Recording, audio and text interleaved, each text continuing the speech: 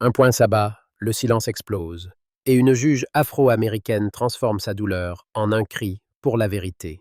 Dans la lumière crue du tribunal d'Atlanta, les murs de pierre semblaient retenir leur souffle. Camille Dubois, juge afro-américaine, trônait au centre de la salle numéro 3, sa robe noire flottant comme une ombre sur le bois verni du banc.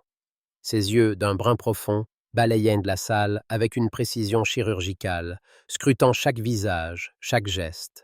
Elle n'était pas seulement une femme de loi, elle était un rempart, une gardienne d'une justice qu'elle savait fragile, prête à s'effriter sous le poids des compromis. Face à elle, Pierre Lefebvre, officier de police blanc, se tenait assis, les jambes croisées, un sourire narquois au coin des lèvres. Ce sourire, Camille le connaissait. C'était celui d'un homme habitué à plier la loi à sa guise, un homme qui croyait que son badge le rendait intouchable. La salle était silencieuse, mais l'air vibrait d'une tension lourde, comme un orage prêt à éclater. Le tic-tac de l'horloge murale semblait compter les secondes avant l'inévitable. Camille ouvrit le dossier devant elle. Les pages, remplies de rapports, de témoignages, de photos, racontaient une histoire qu'elle ne pouvait ignorer. Pierre Lefebvre, accusé d'avoir brutalisé un adolescent noir désarmé dans une station-service, n'était pas un novice. 4 plaintes pour usage excessif de la force, 2 affaires à connotation raciale. Et pourtant, il était toujours là, assis, défiant l'ordre du tribunal par son arrogance. Une vidéo, devenue virale, montrait l'agression. Un coup porté sans avertissement, un jeune homme à terre, le visage en sang. Camille avait vu cette vidéo des dizaines de fois, chaque image gravée dans sa mémoire comme une blessure. Elle leva les yeux vers Lefebvre. Il la fixait, son sourire s'élargissant, comme s'il la mettait au défi de le toucher. Elle ne scia pas. Ses doigts serrèrent le stylo rouge sur la table, un geste discret mais ferme. Elle savait que ce procès n'était pas seulement une affaire civile. C'était un combat pour faire plier un système qui protégeait des hommes comme lui. Dans le fond de la salle, Sophie Martin, l'assistante de Camille, observait en silence. Jeune, discrète, avec des lunettes rondes et un chignon serré, Sophie semblait presque invisible aux yeux des autres. Mais Camille voyait en elle une alliée, une femme dont le silence cachait une intelligence aiguisée. Sophie notait tout, chaque mot, chaque regard, chaque murmure dans la salle. Elle savait que ce procès était différent. Elle le sentait dans l'air, dans la façon dont les avocats chuchotaient, dans les regards furtifs des journalistes. À côté d'elle, Julien Moreau, un journaliste local au visage marqué par des années d'enquête, griffonnait frénétiquement sur son carnet. Julien, la trentaine, les cheveux en bataille et les yeux brillants d'une curiosité insatiable, avait flairé une histoire plus grande qu'un simple incident. Il avait couvert des affaires de corruption, mais celle-ci, il le pressentait, allait ébranler bien plus que les murs de ce tribunal. Lefebvre se pencha vers son avocat, murmura quelque chose et éclata d'un rire bref, provocateur. Camille frappa son marteau. « Silence, s'il vous plaît. » Sa voix était calme, mais tranchante comme une lame. Lefebvre la regarda, son sourire ne vacillant pas. « Mes excuses, votre honneur, » dit-il, le ton moqueur, les yeux froids. Camille ne répondit pas. Elle savait que répondre, c'était entrer dans son jeu. Elle tourna une page du dossier, ses doigts effleurant une ligne qui mentionnait un incident vieux de 20 ans. Un nom y figurait: André Dubois, son père, une arrestation sans motif, une nuit en cellule, un visage tuméfié, et l'officier impliqué? Pierre Lefebvre, alors jeune recrue. Le cœur de Camille se serra, mais son visage resta de marbre. Ce n'était pas seulement une affaire personnelle, c'était une cicatrice ouverte, un rappel que la justice qu'elle servait avait déjà trahi ceux qu'elle aimait. L'audience commença. L'avocat de la partie civile présenta les preuves, captures d'écran de la vidéo, témoignages de passants, photos des blessures de la victime. À chaque pièce, Lefebvre secouait la tête, comme s'il assistait à une mauvaise pièce de théâtre. Il croisa les bras, son regard errant dans la salle, s'arrêtant sur un journaliste noir. Il haussa les épaules, un geste qui disait « Écrivez ce que vous voulez, ça ne changera rien ». Puis ses yeux revinrent sur Camille. Il la fixa, longtemps, trop longtemps. Elle soutint son regard, impassible, mais à l'intérieur, une colère sourde montait. Elle connaissait ce regard. C'était celui des hommes qui pensaient que sa place, en tant que femme noire, n'était pas au-dessus d'eux. Elle avait entendu les murmures, les mots prononcés à voix basse lors de dîners privés. Une femme noire, juger un homme comme moi? Le premier témoin, un jeune homme d'une vingtaine d'années, monta à la barre. Sa voix tremblait, mais ses mots étaient clairs. Il raconta l'agression à la station-service, le coup de poing de Lefebvre, la peur qui l'avait paralysé. Lefebvre ne le regarda pas. Il fixait Camille, comme si le témoin n'existait pas. Puis, sans prévenir, il rit. Un rire bref, mais assez fort pour couper le silence. Camille frappa à nouveau son marteau. « Monsieur Lefebvre, contrôlez-vous. » Il inclina la tête, faussement soumis. « Bien sûr, votre honneur. » Nim. Mais ses yeux disaient autre chose. Ils disaient qu'il n'avait pas peur, qu'il connaissait les règles du jeu et qu'il gagnait toujours. Sophie, dans le fond, griffonna une note à l'attention de Camille. Il le fait exprès. 6e fois qu'il rit pendant un témoignage. Camille lut la note, hocha légèrement la tête. Elle savait que Lefebvre testait les limites, jouait avec le feu, mais elle savait aussi qu'il creusait sa propre tombe. Elle se tourna vers le témoin, lui offrant un regard encourageant. « Continuez, monsieur. » Sa voix était douce mais ferme, une invitation à ne pas se taire. Le jeune homme reprit, décrivant la violence gratuite, la terreur d'être ciblé sans raison. Chaque mot semblait peser sur la salle, comme un caillou jeté dans une eau calme, créant des ondes que personne ne pouvait ignorer. Mais l'atmosphère changea soudain. Lefebvre se leva d'un bond, son fauteuil raclant le sol.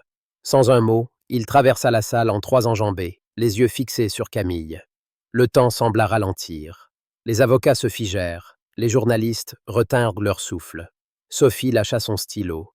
Julien se redressa, prêt à bondir. Puis, un éclat. Le poing de Lefebvre s'abattit sur le visage de Camille, un coup lourd, précis, chargé d'une rage contenue depuis trop longtemps. Le choc résonna dans la salle, comme un glas. Du sang coula sur la joue de Camille, tachant sa robe noire. Elle vacilla, sa tête heurtant le bois du banc. Des cris éclatèrent. Une jurée pleura. Un avocat hurla. « Arrêtez-le !» Trop tard. Camille ne tomba pas. Sa main s'agrippa au bord du banc, ses ongles s'enfonçant dans le bois. Elle ferma les yeux, un instant, le monde tournant autour d'elle. Le sang gouttait sur le sol, chaque goutte comme une note dans une symphonie de chaos. Mais elle rouvrit les yeux. Son regard, loin d'être brisé, était d'une clarté terrifiante. Elle se redressa, lentement, le dos droit, la mâchoire serrée. Les officiers de sécurité se précipitèrent, plaquant Lefebvre au sol. Il cria, se débattit, hurlant des insultes, des mots crus, racistes, des mots qui révélaient l'homme derrière le badge. « Elle ne peut pas me juger. Cette salle, ce pays, c'est à nous. » Sa voix était celle d'une bête acculée, mais Camille n'écoutait pas. Elle prit une inspiration profonde, puis parla. Sa voix, malgré la douleur, était claire, résonnant comme une cloche dans la tempête. « Arrêtez-le, maintenant, et gardez les caméras allumées. » Les officiers hésitèrent, échangeant des regards. Camille répéta plus fort. « Gardez les caméras allumées, tout sera enregistré. » La salle sembla se figer. Même les journalistes, habitués au drame, retinrent leur souffle. Sophie, dans le fond, activa discrètement son téléphone, sauvegardant la vidéo de l'incident sur un serveur sécurisé. Elle savait que ce moment, si on le laissait disparaître, serait effacé par ceux qui protégeaient Lefebvre. Julien, lui, écrivait déjà les premières lignes d'un article, ses doigts tremblants d'excitation et de peur. Camille resta debout, le sang coulant sur son menton, sa robe tachée, mais son regard immobile. Elle ne pleurait pas, elle ne tremblait pas, elle était là, ancrée, comme un phare dans la tempête. Les officiers traînèrent Lefebvre hors de la salle, ses cris s'éteignant dans le couloir. Mais ce n'était pas la fin. Camille le savait. Ce coup n'était pas seulement dirigé contre elle. Il était un défi lancé à tout ce qu'elle représentait, la justice, la vérité, la dignité. Et dans ce moment, Alors que le sang séchait sur sa joue, elle comprit que ce combat ne faisait que commencer. Dans les heures qui suivirent, la vidéo de l'attaque se répandit comme une traînée de poudre. Les réseaux sociaux s'enflammèrent. Lâche Camille attaquée devint virale en quelques minutes. Les chaînes d'information interrompirent leur programme. Un officier frappe une juge en plein tribunal, titra CNN. Fox News, plus prudente, parla d'un incident choquant. Mais sur les réseaux, les gens ne parlaient pas de l'incident. Ils parlaient de Camille, de son calme, de son refus de tomber. Elle n'a pas fléchi, écrivait une internaute. C'est ça, la justice.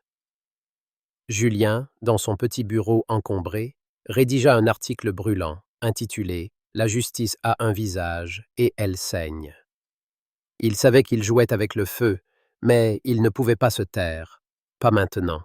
Sophie, de son côté, ne dormit pas cette nuit-là. Dans le silence du tribunal désert, elle copia les enregistrements des caméras sur un disque dur externe. Elle connaissait les rouages du système, les fichiers qui disparaissaient, les rapports qui s'égaraient. Elle envoya la vidéo à 3 rédactions indépendantes avec une note. Vidéo originale, non éditée. Conservez-la. Elle ne signa pas. Elle n'avait pas besoin de gloire. Elle voulait juste que la vérité survive. Mais le lendemain matin, alors que Camille rentrait chez elle, épuisée mais déterminée, son téléphone vibra. Un message, sans expéditeur, sans numéro. Une seule phrase. Pensez-vous qu'un seul coup suffira à vous arrêter? Regardez derrière vous. Elle se figea, le cœur battant. Elle tourna la tête, scrutant la rue déserte. Rien. Mais le froid qui lui parcourut l'échine n'était pas celui de la peur, c'était celui de la certitude. Quelqu'un la surveillait, et ce quelqu'un n'était pas seul. Chez elle, Camille trouva sa fille, Héloïse, endormie sur le canapé, un livre d'école ouvert sur ses genoux. À 12 ans, Héloïse était un mélange de curiosité et de douceur, ses cheveux tressés serrés, son sourire capable de chasser n'importe quelle tempête. Mais ce soir, en la regardant, Camille sentit une douleur nouvelle. Si elle continuait, si elle creusait plus loin, ce n'était pas seulement sa vie qu'elle mettait en danger. C'était celle d'Héloïse. Elle s'assit à côté de sa fille, passa une main sur son front. Héloïse ouvrit les yeux, murmura « Maman, tu vas bien ?» Camille sourit, mais son cœur se serra. « Oui, ma chérie, tout va bien. » Mais à l'intérieur, une question la hantait. Pouvait-elle protéger sa fille, tout en défiant un système qui n'hésitait pas à frapper une juge en plein jour? Elle repensa à son père, André, à l'homme qu'il était avant cette nuit d'il y a 20 ans, avant que Lefebvre ne le jette contre une voiture de police, avant que la honte ne creuse des rides dans son regard. André avait toujours cru en la loi, même quand elle l'avait trahi. « Si tu veux changer le monde, ma fille, travaille à l'intérieur du système », lui avait-il dit. Camille avait suivi ce conseil. Elle était devenue juge, avait gravi les échelons, porté la robe noire. Mais aujourd'hui, face à ce même système, elle se demandait si elle pouvait encore y croire. Le sang sur sa joue, le message sur son téléphone, le regard de Lefebvre, tout lui disait que la justice qu'elle servait avait des ennemis invisibles, tapis dans l'ombre. Dans un coin de la ville, Julien s'assit à son bureau, relisant ses notes. Il pensa à sa propre mère, une enseignante qui lui avait appris à chercher la vérité, même quand elle faisait mal. Il tapa les premières lignes d'un nouvel article, déterminé à ne pas laisser l'histoire de Camille s'éteindre. Sophie, elle, rangea son disque dur dans un coffre-fort, ses mains tremblantes mais résolues. Et Camille, seule dans sa maison silencieuse, posa les yeux sur une vieille photo de son père. Elle murmura comme une promesse. « Je ne te laisserai pas tomber, pas une deuxième fois. » Mais au fond d'elle, une autre voix murmurait, plus faible, plus cruelle. Et si le prix de cette promesse était Héloïse? La nuit s'étendait sur Atlanta, et dans l'obscurité, les ombres du système observaient, attendant leur prochain coup.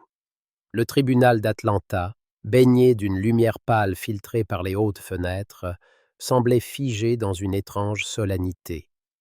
Camille Dubois, se tenait au centre de la salle numéro 3, non plus en robe de juge, mais en simple tailleur noir, ses cheveux relevés en un chignon sévère.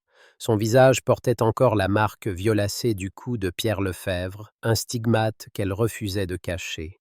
Elle avait convoqué une audience publique, une tribune pour les victimes de l'officier, une brèche ouverte dans le mur de silence qui protégeait le système depuis trop longtemps. La salle était pleine, les bancs grinçaient sous le poids des spectateurs, des journalistes, des curieux. L'air était lourd, chargé d'attente et de crainte. Camille, debout, scrutait la foule.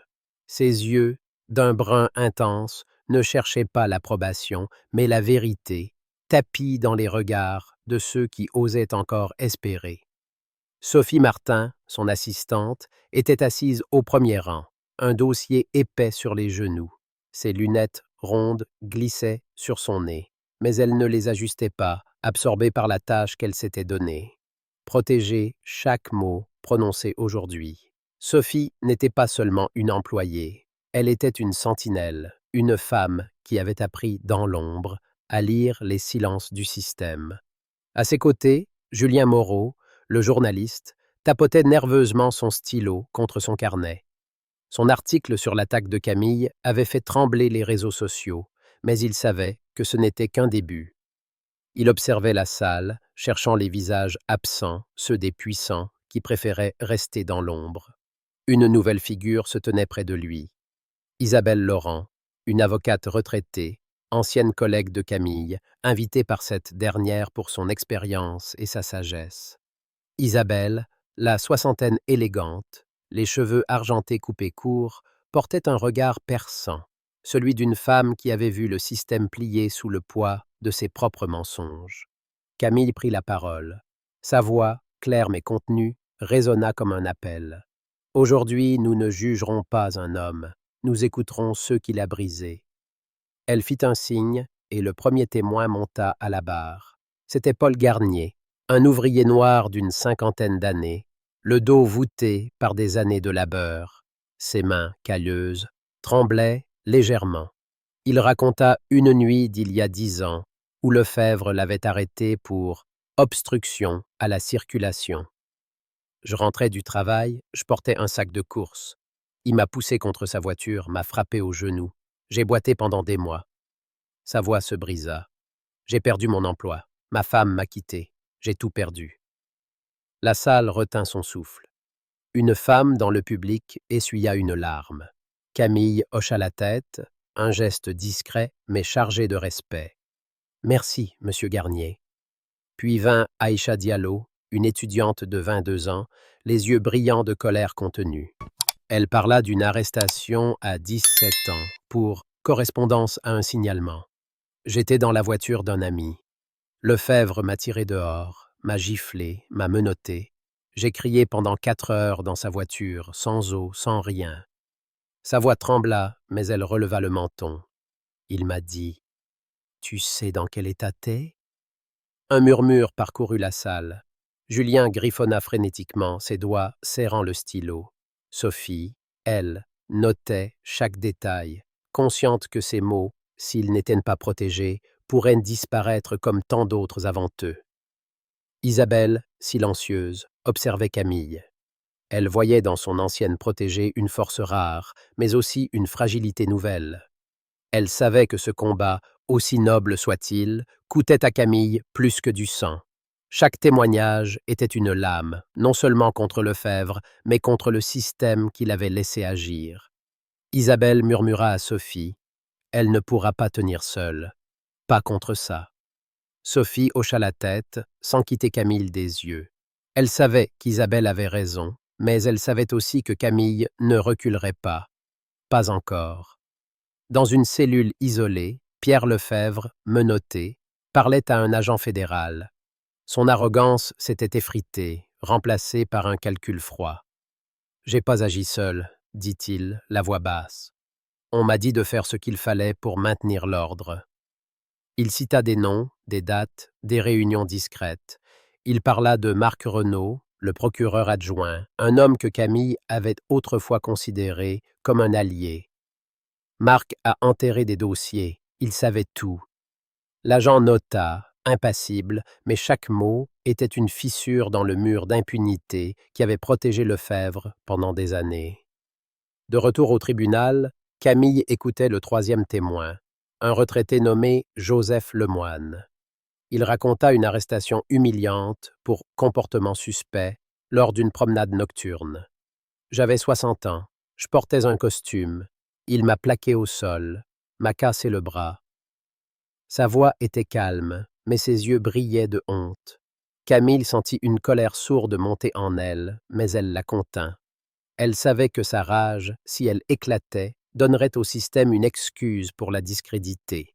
Elle serra les poings sous la table, ses ongles s'enfonçant dans ses paumes. Sophie, pendant une pause, s'éclipsa dans une salle des archives. Elle avait accès à un serveur interne, un vestige oublié des années précédentes. Avec des commandes qu'elle seule maîtrisait, elle fouilla les dossiers numériques, cherchant des traces des affaires mentionnées par les témoins. Elle trouva un courriel, daté d'il y a 5 ans, envoyé par Marc Renaud à un officier supérieur. Affaire Lefebvre 2017. Témoin non fiable, classé sans suite. Un autre message, plus récent, disait « Gardez Lefebvre hors des enquêtes publiques. Priorité, stabilité ». Sophie sentit son cœur s'accélérer. Elle copia les fichiers sur une clé USB, ses mains tremblantes. Elle savait qu'elle venait de toucher une vérité que le système voulait cacher. Julien, de son côté, publia un nouvel article, intitulé « Les voix que le système étouffe ». Il y décrivait les témoignages, l'attaque contre Camille, et posait une question. Combien de Lefebvre le système protège-t-il encore? L'article devint viral, mais Julien reçut un appel anonyme cette nuit-là. « Laissez tomber, Moreau, vous savez pas à qui vous vous frottez. » Il raccrocha, le cœur battant, mais au lieu de se taire, il envoya un message à Sophie.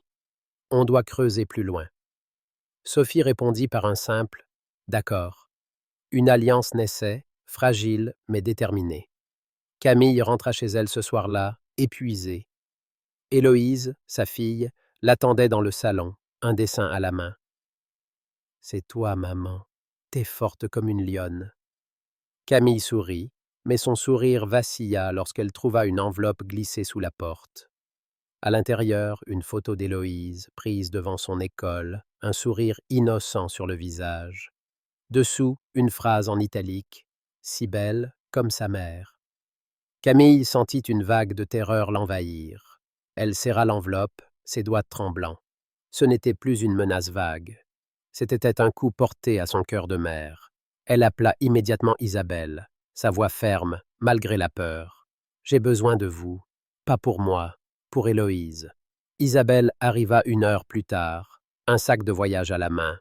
« Je m'installe ici jusqu'à ce que ça se calme, » dit-elle, son ton ne souffrant aucune discussion. Camille protesta, mais Isabelle leva une main. « Tu n'es pas seule, Camille. Tu ne l'as jamais été. » Les 2 femmes s'assirent, un thé fumant entre elles. Isabelle raconta ses propres batailles, des affaires de corruption qu'elle avait affrontées dans les années 80. Le système ne pardonne pas à ceux qui le défient, mais il ne peut pas non plus arrêter ceux qui refusent de plier. Camille hocha la tête, mais ses pensées étaient ailleurs, sur Héloïse, endormie à l'étage. Le lendemain, Sophie remit à Camille la clé USB contenant les courriels. Camille les lut, chaque ligne comme un coup de poignard. Marc Renaud, l'homme avec qui elle avait partagé des nuits blanches à défendre des innocents, était impliqué. Il avait signé des ordres pour protéger Lefebvre, pour effacer des preuves, pour maintenir l'illusion d'un système juste. Camille sentit une trahison profonde, non pas personnelle, mais morale. Elle convoqua Marc dans une salle privée du tribunal. Il arriva, le visage fermé, évitant son regard. « Camille, tu ne comprends pas tout. » Elle le coupa, la voix froide. « Explique-moi alors, explique-moi pourquoi tu as enterré des victimes pour protéger un monstre. » Marc baissa les yeux, sans réponse. Son silence était une confession. Julien, pendant ce temps, reçut une nouvelle menace. Un pneu de sa voiture crevé, un mot glissé sous l'essuie-glace. « Arrêtez, ou ce sera pire. » Il photographia le mot, l'envoya à Sophie et continua d'écrire.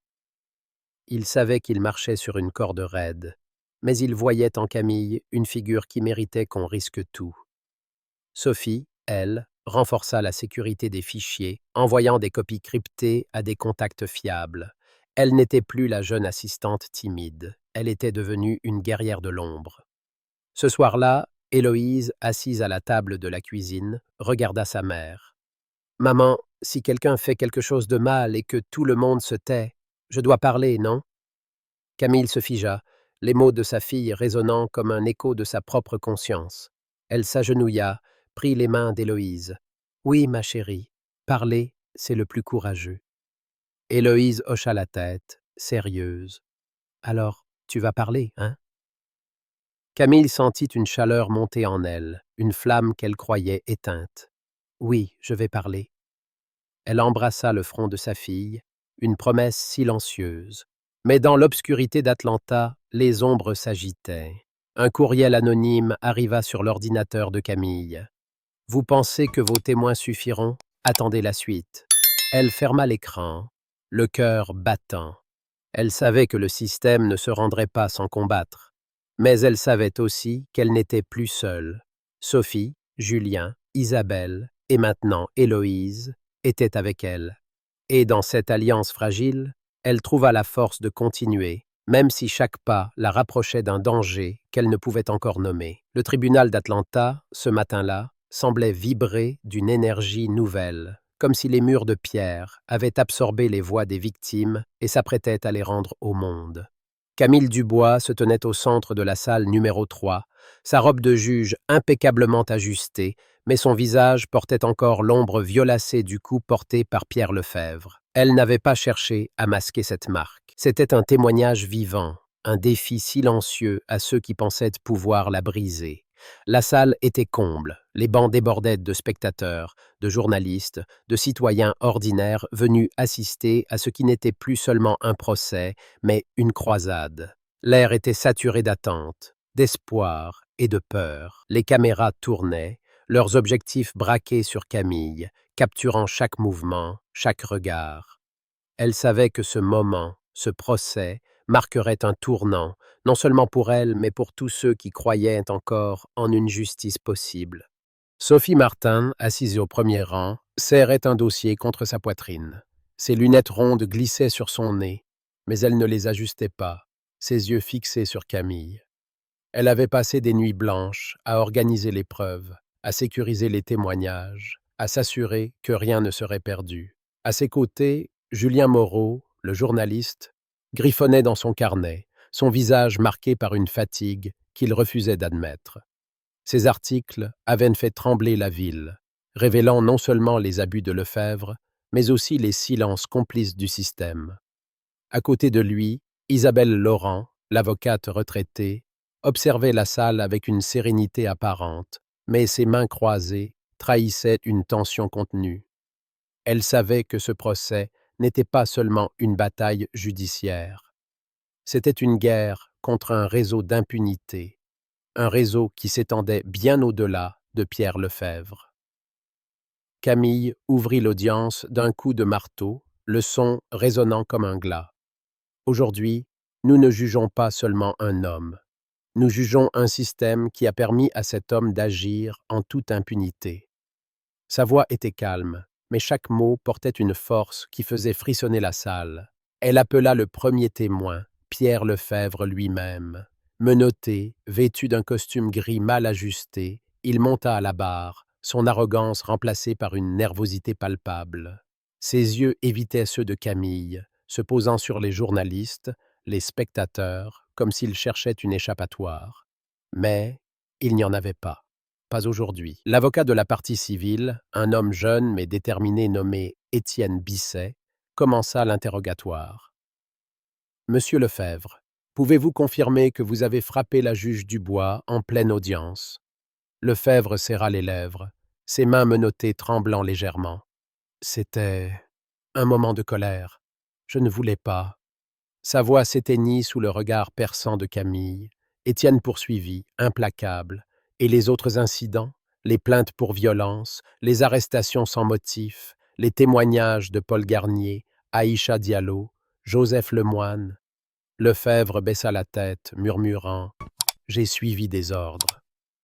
Un murmure parcourut la salle. Camille frappa son marteau. « Parlez clairement, monsieur Lefebvre ».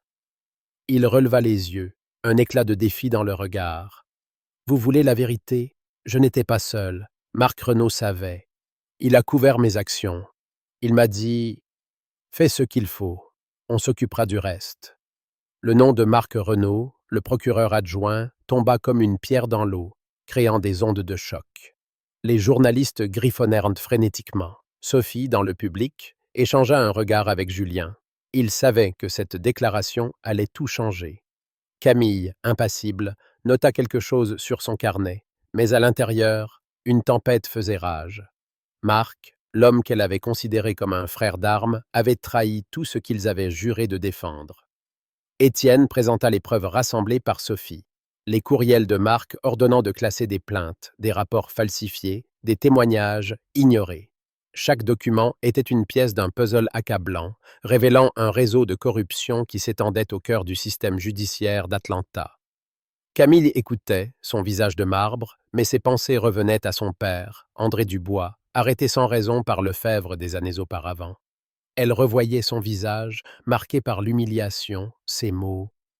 La justice est un idéal, Camille, mais parfois elle est pleine de mensonges. Ces mots résonnaient en elle, comme un avertissement, mais aussi comme une promesse. Elle ne laisserait pas ce système triompher. Un autre témoin fut appelé, une femme nommée Clara Nguyen, ancienne greffière qui avait travaillé sous les ordres de Marc Renaud. Petite, frêle, elle parla d'une voix tremblante mais claire. J'ai vu des dossiers disparaître, des plaintes contre Lefebvre, contre d'autres officiers. On me disait de ne pas poser de questions, mais j'ai gardé des copies. Elle tendit une clé USB à Étienne, ses mains tremblant. Tout est là. Sophie, dans le public, sentit un frisson la parcourir. Cette clé confirmait ses propres découvertes, renforçant le dossier contre Marc et ses complices. Julien, à côté, murmura « On va faire tomber tout le réseau ». Mais la vérité avait un prix. Ce soir-là, alors que Camille quittait le tribunal, une voiture ralentit à sa hauteur. La vitre s'abaissa, révélant un homme masqué. « Vous devriez arrêter, juge Dubois, pour votre fille. » Avant qu'elle ne puisse répondre, la voiture démarra en trombe, laissant derrière elle une odeur d'essence et une menace pesante. Camille resta figée, le cœur battant. Héloïse. Son nom résonnait comme une alarme. Elle appela Isabelle immédiatement. « Ils savent où est Héloïse. Je ne peux pas les laisser l'atteindre. » Isabelle, toujours calme, répondit. « Rentre chez toi. Je m'occupe de tout. » 1 heure plus tard, Isabelle était là, accompagnée d'un ami, un ancien policier nommé Louis Berger, qui connaissait les rouages du système et ses failles. « Personne ne touchera Héloïse, » promit-il, sa voix rauque mais ferme. Le lendemain, une nouvelle épreuve attendait Camille. En arrivant au tribunal, elle trouva sa voiture vandalisée, les pneus crevés, les vitres brisées, un mot gravé sur le capot. Silence ou souffrance. Elle serra les poings, la rage montant en elle. Mais Isabelle, à ses côtés, posa une main sur son épaule. « Ils ont peur, Camille. C'est leur façon de crier. Continue. » Camille hocha la tête, ravalant sa peur. Elle entra dans le tribunal, déterminée à ne pas fléchir. L'audience reprit, plus intense encore. Étienne appela Camille à la barre, une décision rare mais stratégique. Elle monta, droite, son regard balayant la salle. « Je ne suis pas ici en tant que juge, mais en tant que témoin. » Sa voix était ferme, mais une émotion contenue perçait à travers. Elle raconta l'attaque de Lefebvre, le coup qui avait fait couler son sang, mais elle alla plus loin. Elle parla de son père, André, arrêté sans motif par Lefebvre, humilié, brisé. Ce n'était pas seulement une arrestation. C'était une tentative de nous réduire au silence, de nous dire que nous n'avions pas de place dans ce système. Sa voix trembla, mais elle poursuivit. « Aujourd'hui, je refuse ce silence. Pour mon père, pour Paul, Aïcha, Joseph et tous les autres. La salle était suspendue à ces mots. Une jurée pleura. Un journaliste laissa tomber son stylo. Julien, dans le public, sentit une larme couler sur sa joue, qu'il essuya discrètement. Sophie, elle, serrait la main d'Isabelle, comme pour ancrer sa propre résolution. Camille conclut: la justice n'est pas un idéal abstrait, c'est un combat, et je combattrai, quoi qu'il en coûte. Un silence suivit, puis un tonnerre d'applaudissements éclata, malgré les règles du tribunal.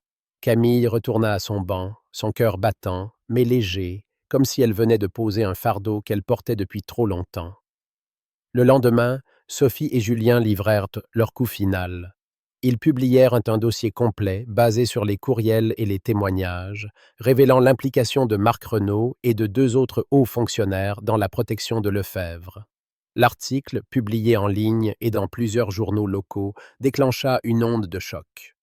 Marc fut arrêté dans l'heure, menotté sous les flashs des caméras. Il ne dit rien, son visage fermé, mais ses yeux trahissaient une peur nouvelle. D'autres arrestations suivirent, des officiers, des greffiers, des complices tapis dans l'ombre. Le système, si solide en apparence, commençait à craqueler. Le verdict tomba une semaine plus tard. Pierre Lefebvre fut condamné à 15 ans de prison pour agression, abus de pouvoir et complicité de corruption. La salle éclata en applaudissements, mais Camille resta silencieuse, son regard fixé sur l'horizon. Elle savait que cette victoire n'était qu'un début. Le système était blessé, mais pas vaincu. Les caméras se tournèrent vers elle, les micros se tendirent, mais elle refusa les interviews. « Ce n'est pas mon histoire », dit-elle à Julien, qui insistait pour un portrait. « C'est celle des victimes. Parlez d'eux. » Ce soir-là, chez elle, Camille s'assit avec Héloïse. Sa fille, ses tresses serrées, ses yeux brillants, la regardait avec une fierté qui la bouleversa. « Maman, tu as gagné ?» demanda Héloïse. Camille sourit, un sourire fatigué mais sincère. « Pas encore, ma chérie, mais on est sur le bon chemin. » Héloïse hocha la tête, puis sortit un dessin, une balance avec une lionne d'un côté et une plume de l'autre. « C'est toi, maman. La justice, c'est toi. » Camille sentit les larmes monter, mais elle les ravala, serrant sa fille contre elle. Isabelle, Sophie et Julien se réunirent chez Camille ce soir-là autour d'un dîner simple. Isabelle leva un verre de vin. À la vérité, qui finit toujours par trouver la lumière. Ils trinquèrent, mais leurs regards se croisèrent, conscients que le combat n'était pas terminé. Sophie parla d'un projet de réforme, une initiative pour protéger les témoignages des victimes. Julien promit de continuer à écrire, à exposer les vérités cachées. Camille, elle, pensa à son père.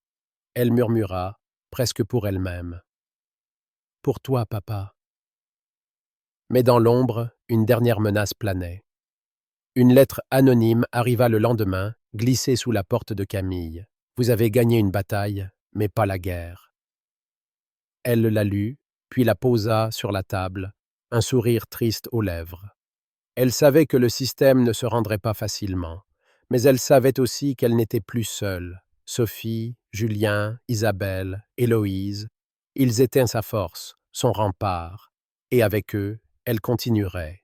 Dans les rues d'Atlanta, les gens parlaient, les affiches de soutien à Camille fleurissaient, des graffitis avec son nom, des messages sur les réseaux sociaux.